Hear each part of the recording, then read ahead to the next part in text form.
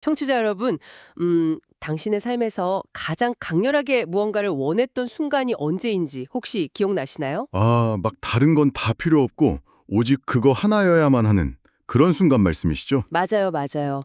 다른 사람도 안 되고, 다른 어떤 성취도 안 되고, 무조건 바로 그 사람 혹은 그것이어야만 했던 때 말입니다. 네, 온 세상 배경이 하얗게 지워지는 느낌이잖아요. 그렇죠. 오직 단 하나의 대상에만 시선이 확 꽂히는 그 강렬한 집중, 그리고 갈망. 진짜 숨이 막힐 것 같고 그것 없이는 내 삶의 의미가 통째로 사라질 것만 같은 그런 압도적인 감각을 다들 한 번쯤은 겪어보셨을 겁니다. 네, 살면서 한 번쯤은 다들 그런 열병을 앓게 되죠. 그래서 오늘 저희가 깊게 파헤쳐볼 이야기가 바로 이 지독하고 매혹적인 열망의 본질에 대한 겁니다. 오늘 함께 심층적으로 뜯어볼 자료가 아주 흥미롭습니다. 2026년 3월 29일에 작성된 설교 원고와 라이브 노트인데요. 제목이 되게 인상적이더라고요.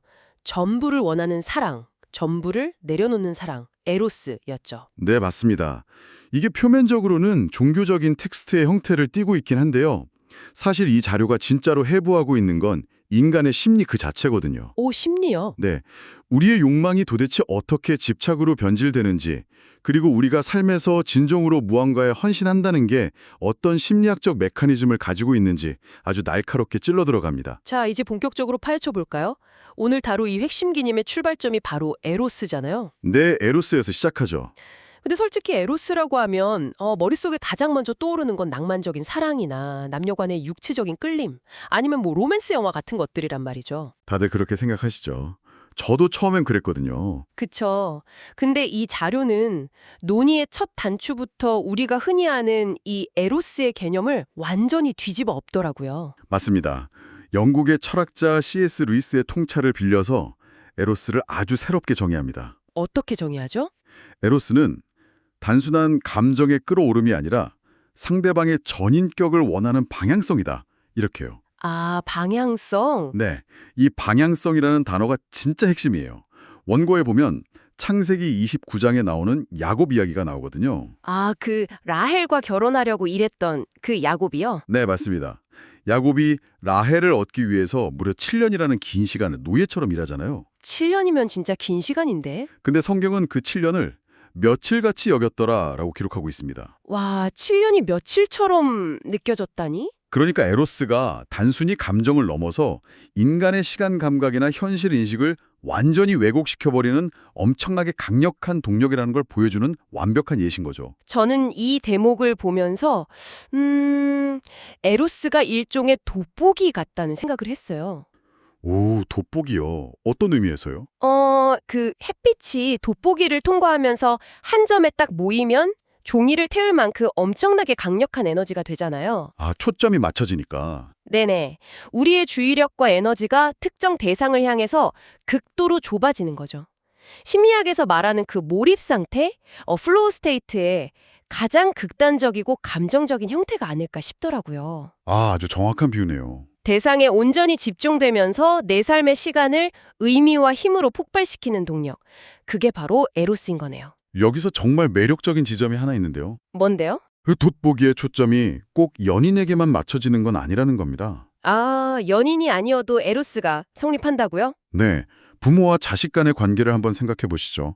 원고에서는 성경의 한나라는 인물을 언급하는데요. 네. 세상에 수많은 아이들이 태어나지만 부모에게 자기 아이는 완전히 대체 불가능한 존재잖아요. 그쵸. 내 아이는 하나뿐이니까요. 한나가 바로 이 아이를 위하여 내가 기도했다고 고백하는 장면이 나오는데 이게 바로 다른 어떤 생명도 아닌 오직 이 존재의 전 인격을 향한 강렬한 방향성이거든요. 이것도 에로스라는 겁니다. 와, 자식을 향한 마음도 에로스군요. 맞습니다. 그리고 세월이 한참 흘러서 뜨거운 열정은 다 가라앉았어도 서로의 존재 자체를 깊이 원하면서 곁을 묵묵히 지키는 노부부의 그 고유한 유대감 있잖아요. 네, 그 뭉클한 사랑요. 그 근본적인 메커니즘 역시 에로스인 거죠. 여기까지는 되게 아름답네요. 우리가 아는 다양한 형태의 사랑 속에 이토록 강력한 에로스가 숨어 있다는 거니까요. 그렇죠. 아주 숭고해 보이죠. 근데 여기서 이야기 흐름이 아주 서늘하게 바뀝니다. 맞아요. 반전이 있죠. 이 돋보기의 초점, 그러니까 에로스의 화살표가 타인이 아니라 나 자신을 향할 때 일어나는 현상을 딱 짚어내거든요. 네, 그 자기 에로스 부분 말이죠. 네네. 원고에서 바벨탑을 쌓으면서 우리의 이름에 내자고 외쳤던 사람들이나 탕자의 비유에서 나는 아버지를 위해 이토록 성실하게 일했습니다 라고 막 분노했던 그 첫째 아들을 예로 들잖아요. 맞습니다. 그게 바로 자기 에로스, 나를 향한 에로스의 전형적인 모습이라는 거죠. 잠깐만요. 근데 이걸 현대의 관점으로 번역해보면 꽤 충격적이지 않나요? 어떤 부분에서 충격을 받으셨나요?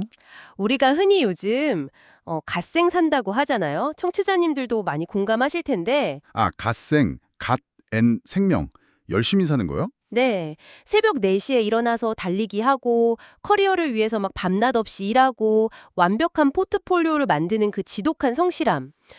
이런 자기 개발의 과정도 사실은 방향이 잘못된 자기 에로스일 수 있다는 뜻인가요? 정확히 짚으셨습니다.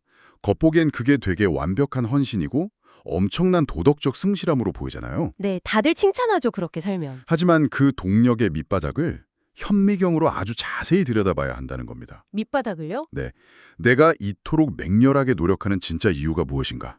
이걸 물어봐야 해요. 결국 타인에게 인정받는 나, 절대 실패하지 않는 완벽한 나의 서사에 대한 지독한 집착일 때가 너무 많거든요. 와, 진짜 뼈를 때리네요. 원고에 아주 섬뜩한 문장이 나옵니다. 자기 에로스는 종종 헌신처럼, 성실함처럼, 심지어 숭고한 신앙처럼 보이기 때문에 가장 늦게 발견된다. 가장 늦게 발견된다. 너무 무서운 말인데요. 그렇죠. 겉으로는 뭔가 위대한 목표를 향해 달려가는 것 같지만 사실은 거대한 자아라는 감옥 안에 스스로를 딱 가두고 있는 상태인 겁니다. 내가 세상이나 타인을 위한다고 믿었던 그 열정조차 결국 나를 향한 집착의 변형일 수 있다니 진짜 소름 돋습니다. 많은 분들이 이 대목에서 충격을 받으시더라고요. 그러면 도대체 우리는 이 위험하고 불완전한 동력인 에로스를 어떻게 다뤄야 하는 걸까요? 무조건 막 억누르고 나는 아무것도 원하지 않는다. 이렇게 금욕주의자가 되어야 합니까? 아닙니다. 자료는 결코 에로스를 억압의 대상으로 보지 않아요. 아, 열정을 가지는 것 자체가 죄악은 아니군요. 네, 오히려 인간에게 주어진 창조의 선물로 아주 긍정적으로 봅니다. 문제는 엔진의 출력이 아니라 운전대의 방향인 거죠. 방향이 문제다. 네, 여기서 자료가 에로스의 한계를 아주 직관적인 비유로 설명하는데요. 에로스는 고장난 나침반과 같다라고 표현합니다. 고장난 나침반이요? 네, 그러니까 온도는 보여주지만 진짜 북쪽이 어딘지는 가리키지 못한다는 거군요. 맞아요. 내 사랑과 열망이 지금 얼마나 뜨거운지 그 끊는 점 하나는 아주 확실하게 증명해 줍니다. 열정의 크기는 알 수 있죠. 하지만 그 뜨거움이 올바른 방향을 향하고 있는지, 이 길이 나를 파괴하지 않고 살리는 길로 가고 있는지는 전혀 알려주지 않는다는 거예요. 아, 내비게이션 고장난 스포츠카 같은 거네요. 완벽한 비유입니다. 엔진이 아무리 강력해도 내비게이션이 고장나면 결국 벼랑 끝으로 돌진할 뿐이니까요. 청취자님은 어떠신가요? 혹시 어떤 프로젝트나 사람에 대한 열정이 너무 뜨거워서 오히려 전체적인 방향 감각을 잃어버리고 벼랑으로 달린 적은 없으신가요? 누구나 한 번쯤 그런 헛발질을 하죠. 그럼 대체 그 방향을 어떻게 설정해야 합니까? 내 마음이 막 끌리는 대로 가는 게 정답이 아니라면 우리는 뭐를 기준으로 삼아야 하는 거죠? 이걸 더 큰 맥락과 연결해 보면 답이 나옵니다. 원고에서는 창세기 24장 67절에 나오는 이삭과 리브가 이야기를 통해서 이 순저의 심리학을 설명하거든요. 순서의 심리학이요? 네, 성경에 이렇게 적혀 있어요. 이삭이 리브가를 아내로 삼고 사랑하였으니. 잠깐만요. 순서가 좀 이상한데요? 그렇죠. 현대의 로맨스 공식과는 정반대입니다. 사랑을 하고 나서 아내로 삼아야 하는 거 아니에요? 네, 우리는 보통 에로스라는 감정이 막 극도에 달했을 때 헌신과 결혼 같은 언약이 뒤따라야 한다고 생각하잖아요. 당연하죠. 감정이 먼저라고 다들 믿으니까요. 하지만 여기서는 관계를 향한 의지적인 결단, 그리고 언약이 먼저였고 에로스는 그 안전한 울타리 안에서 서서히 자라나는 열매였다고 분석하는 겁니다. 와, 감정이 행동을 낳는 데 아니라 헌신이라는 행동과 구도가 올바른 감정을 길러낸다는 뜻이군요. 정확합니다. 무언가에 내 삶을 냅다 던지기 전에 내 나침반이 고장나진 않았는지 꼭 확인해야 할 텐데 원고에서 3가지 사랑의 형태를 질문으로 던진 부분이 되게 흥미로웠어요. 네, 결혼이나 깊은 관계를 앞둔 사람에게 던지는 3가지 점검표 같은 건데요. 네, 소개해 주시죠. 첫째, 에로스. 이 사람의 전인격에 깊이 끌리는가? 이건 당연히 기본이겠죠. 둘째, 필리아. 이 사람과 같은 가치관을 공유하며 같은 곳을 바라보고 있는가? 같은 곳을 바라보는 동지애 같은 거군요. 네. 그리고 마지막 셋째, 스토르게. 이 사람과 화려하지 않은 매일의 지루한 일상을 버텨낼 수 있는가? 아, 지루한 일상을 버티는 힘이 스토르게군요. 맞습니다. 아주 뜨거운 감정, 즉 에로스 하나만으로는 삶의 폭풍을 견딜 수 없거든요. 금방 식어버리니까요. 네, 같은 방향을 향하는 동지애인 필리아, 그리고 평범한 하루를 같이 견디는 연대감인 스토르게. 이 세 가지가 결합될 때 비로소 맹목적인 열망이 지속 가능한 헌신으로 바뀐다는 겁니다. 이거 관계뿐만 아니라 직장이나 어떤 프로젝트에 대입해봐도 똑같이 적용되겠는데요. 오, 일에 대입하려고요? 네. 내가 이 일을 미치도록 사랑하는가? 이게 에로스고, 이 일의 궁극적 비전이 나의 가치관과 맞는가? 이게 필리아. 아, 그렇게 연결되네요. 그리고 매일의 지루한 엑셀 작업과 기나긴 회의를 견딜 수 있는가? 이게 스토르게가 되는 거죠. 완벽한 적용입니다. 청취자 여러분은 지금 어떠신가요? 무언가를 향해서 폭주하고 있다면 이 세 가지 바퀴가 다 골고루 굴러가고 있는지 아니면 에로스 바퀴 하나만 남아서 막 헛바퀴를 돌고 있는지 한번 돌아보시면 좋을 것 같습니다. 맞아요. 원고를 보면 방향을 잃은 이 에로스가 극단으로 치달았을 때 어떤 비극이 일어나는지 부모-자식 관계를 예로 들어서 설명하거든요. 아, 아까 잠깐 언급했던 그 부모의 사랑이요? 네. 자녀의 성공이 어느새 부모 자신의 자존감이 되어버릴 때 그건 겉으로는 순수한 사랑의 탈을 쓰고 있지만 사실은 가장 폭력적인 집착이 된다는 거죠. 자기 에로스의 가장 끔찍한 부자등이네요. 네. 그리고 그 집착의 끝에서 우리는 이 자료의 가장 압도적이고 핵심적인 메타포와 마주하게 됩니다. 아, 창세기 22장이죠. 네, 바로 아브라함과 이삭의 이야기입니다. 청취자님, 여기서부터가 진짜 흥미로운 부분입니다. 집중해서 들어보세요. 네, 이 이야기의 심리적 깊이가 장난이 아니거든요. 아브라함에게 아들 이삭은 그냥 평범한 자식이 아니었잖아요. 그럼요, 절대 아니죠. 무려 25년을 눈 빠지게 기다려서 얻은 기적이자 아브라함의 미래의 존재 이유, 삶의 궁극적인 의미 그 자체였단 말입니다. 자기 목숨보다 더 귀한 존재였을 겁니다. 내 삶을 지탱하는 단 하나의 기둥인데, 근데 신이 나타나서 갑자기 그 이삭을 제단에 바치라고, 죽이라고 명령을 해요. 정말 가혹한 명령이죠. 네, 근데 이 대목에서 원고의 한 문장이 진짜 제 소름을 돋게 만들더라고요. 어떤 문장이죠? 신이 원하신 것은 이삭 자체가 아니라 이삭이 차지하고 있던 그 자리였습니다. 와, 이 통찰이 진짜. 네, 저도 거기서 머리를 한 대 맞은 것 같았습니다. 그니까 이삭이 자리를 차지하고 있었다는 뜻이잖아요. 맞아요. 아브라함의 에로스가 이삭을 향해 너무 거대해진 나머지 이삭이 삶의 절대적인 우상이 되어버린 상태를 지적한 겁니다. 우상이 되었다. 네. 내 삶의 가장 중심, 궁극적 의미와 통제권이 있어야 할 그 왕좌에 신이 아니라 이삭이 딱 앉아버린 거죠. 너무 소중해서 우상이 되어버렸군요. 원군은 아브라함이 이삭을 바치러 모리아산으로 가는 사흘 동안 왜 그렇게 철저하게 침묵했는지 그 심리를 해부합니다. 아, 3일 동안 아무 말도 안 하죠. 왜 침묵했을까요? 글쎄요, 왜일까요? 바로 이삭이 너무 커져버렸기 때문입니다. 에로스가 너무 커져서 신과 상의조차 할 수 없게 된 상태인 거죠. 아, 내 집착의 대상이 너무 커지면 질문조차 할 수 없게 되는 거군요. 네, 압도당해버리는 겁니다. 만약 저한테 제 삶을 다 바친 커리어나 가장 소중한 관계를 스스로 포기하라는 그런 상황이 온다면 저는 막 공포에 질려서 마비되거나 아니면 미친 듯이 타협하려고 막 매달렸을 것 같거든요. 저라도 당장 따지고 들었을 겁니다. 왜 이러시냐고. 근데 아브라함은 침묵 속에 사흘길을 묵묵히 걸어갑니다. 이게 도대체 어떻게 가능하죠? 스스로 강해서가 아니었다면 그 무거운 발걸음을 떼게 만든 심리적인 동력이 도대체 뭐였을까요? 여기서 이 자료의 가장 핵심적인 전환점이 등장합니다. 아, 뭔가요? 그 동력을 아브라함의 개인적인 의지력이나 멘탈에서 찾으면 이 이야기의 본질을 완전히 놓치게 됩니다. 멘탈 문제가 아니라고요. 네.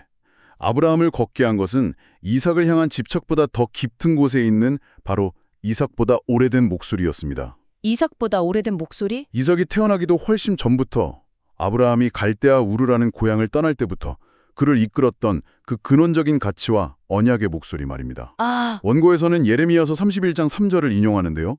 나는 영원한 사랑으로 너를 사랑하였고 한결같은 사랑으로 너를 이끌었다. 와, 그러니까 이삭을 바치라는 건 네가 제일 아끼는 걸 파괴하는 어떤 가학적인 테스트가 아니었네요. 전혀 아니죠. 내 욕망의 굉음에 묻혀버린 내 삶의 가장 근원적인 가치, 나를 존재하게 했던 그 가장 오래된 목소리를 제발 다시 들으라는 뜻이었군요. 바로 그겁니다. 이삭을 제단에 올린다는 건 종교적 의식을 넘어서 내가 꽉 쥐고 있던 통제권에 대한 완벽한 항복을 의미하는 거고요. 네, 스스로 왕좌에서 내려오는 과정이죠. 근데 현실적인 두려움이 남습니다. 솔직히 말해서 내가 평생을 바친 이삭, 그토록 집착하던 꿈이나 관계를 딱 내려놓으면 우리는 결국 텅 빈 채로 공허함 속에서 살아가야 하는 것 아닙니까? 무섭잖아요. 그게 바로 우리가 그 항복을 두려워하는 가장 큰 이유죠. 빈손이 될까 봐. 네, 다 잃어버리는 거니까요. 하지만 에로스를 봉헌한다는 건 결국 상실로 끝나지 않습니다. 사료는 이 지점에서 놀라운 역설을 하나 제시하거든요. 어떤 역설이요? 우주 혹은 신 역시 우리를 아주 에로스적으로 원하신다는 겁니다. 신이 우리를 에로스적으로 원한다고요? 네, 인류라는 거대한 집단을 그냥 뭉뚱그려 사랑하는 게 아니라 다른 누구도 아닌 바로 당신, 특정 개인의 전인격을 아주 집중해서 원한다는 것이죠. 아, 그래서 원고 후반부에 그 호세아 선지자의 이야기가 등장하는 거군요. 맞습니다. 아주 중요한 예시죠. 호세아의 아내 고멜은 끊임없이 바람을 피우고 그를 철저하게 배신하잖아요. 네, 남편 입장에선 진짜 억장이 무너질 일이죠. 호세아 입장에서 아내를 향한 에로스, 즉 뜨거운 열정 같은 건 이미 차갑게 다 식어버렸을 거고 배신감으로 만신창이가 된 상태였겠죠. 당연하죠. 감정은 이미 죽은 상태였을 겁니다. 근데 신은 호세아에게 다시 가서 그 여인을 사랑하라고 말합니다. 그리고 호세아가 은 15개와 보리를 들고 다시 아내를 사러 간단 말이에요. 네, 그 장면이 나오죠. 저는 이 대목을 보면서 아니 이게 말이 되나, 감정이 다 죽었는데 어떻게 억지로 사랑을 해? 라고 생각했어요. 이 대목에서 아주 중요한 질문이 하나 떠오르죠. 과연 호세아의 행동이 감정의 회복이었을까요? 저는 절대 아니라고 봐요. 맞습니다. 감정이 회복되어서 움직인 게 아닙니다. 이 지점에서 중요한 메커니즘이 작동하는데요. 바로 원고가 말하는 아가페의 개념입니다. 아가페, 무조건적이고 헌신적인 사랑이요. 네, 호세아의 그 발걸음은 에로스의 회복이 아니라 에로스를 이미 넘어선 아가페로의 진입이었습니다. 아, 감정을 넘어선 거군요. 내 안의 뜨거운 온도, 즉 에로스가 완전히 다 식어버렸음에도 불구하고 방향성을 잃지 않고 의지적으로 나아가는 것, 그게 바로 아가페라는 통찰이죠. 감정이 메말라도 무너지지 않는 구조, 그게 아가페군요. 맞습니다. 여기서 가장 중요한 깨달음이 나옵니다. 뭔데요? 에로스가 봉헌될 때, 그러니까 내 집착의 대상을 제단에 내려놓을 때 신은 그것을 뺏어가는 게 아니라 그 빈자리에 직접 들어오신다는 겁니다. 와, 뺏는 게 아니라 채우시는 거네요. 네, 나의 이기적인 집착이 희생적 봉헌으로 전환되는 그 순간 우리는 빈손이 되는 게 아니라 내 에로스가 마침내 완전한 아가페를 만나 융합되는 찬란한 순간을 경험하게 되는 거죠. 아, 그러니까 결국 내 가장 큰 꿈이나 사랑을 무조건 죽이고 포기하라는 뜻이 아니네요. 네, 그 대상을 파괴하라는 게 아닙니다. 아브라함이 칼을 들어서 이삭을 딱 내려놓으려 했던 그 완벽한 항복의 순간에 그가 이삭을 잃었나요? 아니잖아요. 그렇죠. 안 잃었죠. 하나님이 이미 덤불 속에 숫양을 다 준비해 두셨잖아요. 맞습니다. 이삭은 살아남았습니다. 이삭은 살아남았지만 더 이상 아브라함의 지배자나 우상이 아니게 된 거군요. 그것들이 나를 짓누르지 못하도록 그 왕자에서 끌어내린다는 뜻이네요. 정확합니다. 우리가 숨막히게 꽉 쥐고 있던 두 손의 힘을 탁 풀고 쫙 펼칠 때 비로소 그 손에 진정한 자유와 더 큰 선물을 담을 수 있다는 거군요. 네, 에로스의 힘은 물론 강력하고 아름답지만 그것이 내 삶의 궁극적인 주인이 되어버릴 때 우리는 길을 잃고 스스로를 파괴합니다. 고장난 나침반이니까요. 하지만 그 나침반의 방향이 더 크고 오래된 목소리를 향해 맞춰질 때 우리의 열망은 비로소 파괴적인 집착을 멈추고 아주 건강한 열매를 맺게 되는 겁니다. 자, 그럼 이 모든 게 대체 무슨 의미일까요? 오늘 우리는 되게 많은 이야기를 나눴는데 에로스를 단순한 낭만적 감정이 아니라 내 삶을 이끄는 전인격적 방향성으로 재정의를 했고요. 네, C.S. 루이스의 정의였죠? 그리고 그 에로스가 방향을 잃고 맹목적인 집착, 즉 나의 이삭이 되어버릴 때 우리 자아를 얼마나 무섭게 올감했는지도 보았습니다. 자기 에로스의 위험성이었죠. 이 끔찍한 감옥에서 빠져나오는 유일한 길은 내 안의 그 시끄러운 욕망보다 더 오래된 목소리를 기억하고 통제권을 과감히 내려놓으면 완벽한 항복뿐이라는 것도 깨달았습니다. 네, 자료의 결론부는 이 거대한 항복의 메시지를 다가오는 부활절의 의미와 아주 절묘하게 연결하면서 마무리를 짓는데요. 아, 부활절과 어떻게 연결되나요? 아브라함은 순종의 마음으로 자신의 전부였던 이삭을 기꺼이 내려놓았잖아요. 네, 제단에 올렸죠. 반면에 신은 우리의 에로스처럼 무언가를 얻기 위해 바벨탑을 쌓아 올라가는 방식이 아니라 높은 곳에서 가장 낮고 어두운 무덤까지 끝없이 내려오는 방식을 택하셨습니다. 아, 밑으로 내려오는 사랑이군요. 심지어 무덤에 머물기를 거부하시고 우리를 위해 끝까지 내려오신 그 아가페의 사랑이 우리가 우리의 이삭에 집착하기 훨씬 이전부터 우리를 향해 걸어오고 있었다는 사실, 그 사실을 부활절에 기억하라고 조명합니다. 정말 깊은 여운이 남는 결론이네요. 자, 오늘의 이야기를 마무리하면서 청취자 여러분께 제가 한 가지 좀 도발적인 제안을 하고 싶습니다. 오, 도발적인 제안이요? 네. 만약 지금 당신의 시야를 극도로 좁게 만들고 숨을 턱턱 막힐 정도로 당신이 맹렬하게 집착하고 있는 그 대상들, 당신의 커리어일 수도 있고 재정적인 목표일 수도 있고 누군가와의 관계일 수도 있겠죠. 네, 각자의 이삭이 있겠죠. 그 이삭들이 사실은 궁극적인 삶의 의미를 찾기 위한 그러나 길을 잃어버린 몸부림에 불과하다면 어떨까요? 딱 24시간만 해보는 겁니다. 24시간 동안 뭘 하면 될까요? 당신이 가장 강박적으로 매달려 있는 그 성취나 대상에 대한 통제와 걱정의 스위치를 하루만 완전히 꺼보는 거예요. 꽉 찐 주먹을 한번 쫙 펴보는 겁니다. 세상이 무너질까요? 세상 절대 안 무너집니다. 오히려 그 시끄러운 집착의 소음이 딱 가라앉은 자리에 당신이 그동안 잊고 있었던 더 오래된 목소리를 마침내 들을 수 있는 아주 고요한 공간이 생겨날 겁니다. 고요한 공간이요? 네, 원고의 마지막에 적힌 실천사항을 청취자님도 직접 해보시길 권합니다. 네, 꼭 해보시면 좋겠네요. 지금 내 마음의 왕좌에 떡하니 앉아있는 나의 가장 큰 이삭은 무엇입니까? 오늘 종이에 그 이름을 한번 적어보시고요. 의지적으로 그것을 내 마음의 재단에 조용히 내려놓는 상상을 해보십시오. 행동 하나를 실천해보는 겁니다. 당신의 삶에서 가장 강렬하게 무언가를 원했던 그 순간의 열망이 당신을 절벽으로 이끄는 고장난 나침반이 아니라 당신보다 먼저 도착해 있는 더 깊고 거대한 사랑으로 안내하는 길잡이가 되기를 진심으로 바랍니다. 네, 내려놓을 때 비로소 채워지는 경험을 해보시길 바랍니다. 청취자 여러분, 오늘 저희와 함께 이 깊은 생각의 바다를 탐험해 주셔서 정말 감사합니다. 다음 이 시간에 다시 뵙겠습니다. 감사합니다. 평안한 하루 보내세요.